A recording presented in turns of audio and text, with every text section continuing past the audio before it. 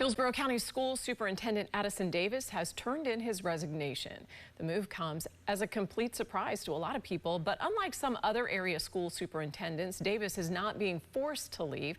And today he earned high praise from the chairperson of the school board. News Channel 8's Jeff Patterson joins us now live from the school district headquarters in Tampa. Jeff.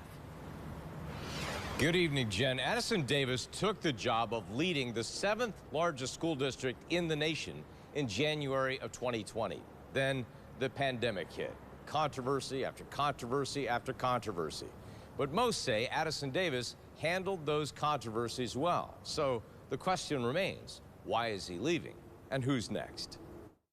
Addison Davis had to hit the ground running when he took over as school superintendent in 2020. First, he had to deal with the complete shutdown of schools due to the pandemic, learning how to pivot to online learning, and then how to deal with mask mandates when students returned.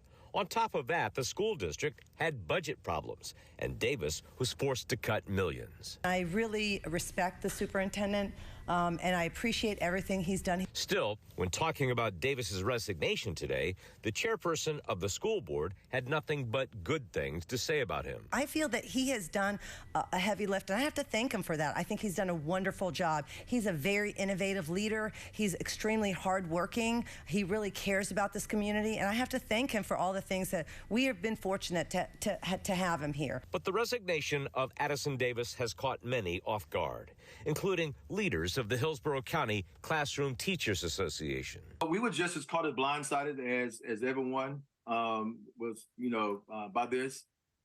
We wish him well. The Classroom Teachers Association is now focused on who the next superintendent will be. Definitely want to see a superintendent that is open to working with the Hillsborough Classroom Teachers Association. I mean, we represent a great number of teachers and support staff in our schools, and so we definitely want someone who is ready to have that relationship with us.